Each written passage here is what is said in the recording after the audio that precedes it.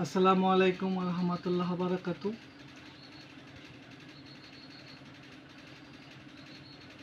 প্রথমেই আমি সারা ত্রিপুরা রাজ্যের মানুষকে আমার অভিনন্দন জানাচ্ছি।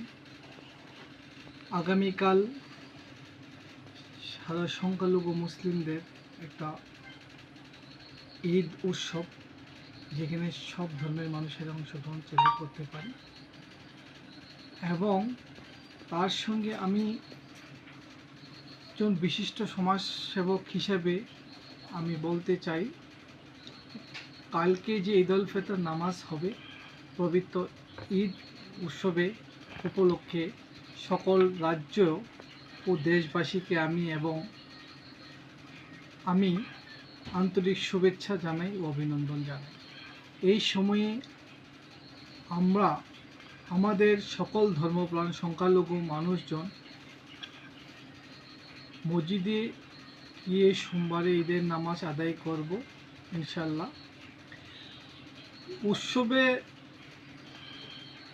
সকল ধর্মপ্রাণ মানুষদের প্রতি কৃতজ্ঞতার সহিত এই উৎসবে সামিল হয়ে আমাদের মুসলিম ধর্মাবলম্বী মানুষদের প্রতি শ্রদ্ধা জানিয়ে অনুষ্ঠানগুলি উপভোগ করার জন্য আন্তরিক শুভেচ্ছা ও অভিনন্দন রইল। এবং আজকে আমাদের 30টা রোজা শেষ হয়েছে ইনশাল্লাহ।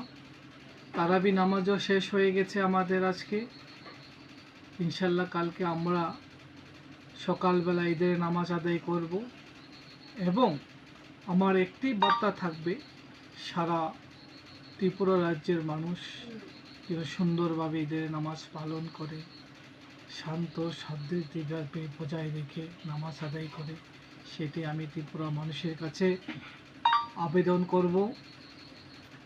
একজন আমি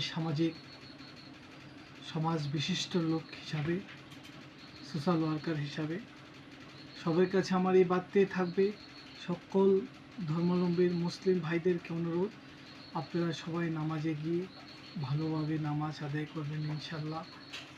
আপনাদের সবার জন্য দোয়া করি ইনশাল্লাহ। আপনারাও আমার জন্য দোয়া করবেন। এতটুকু বলে আমি আমার বক্তব্য এখানে শেষ করলাম।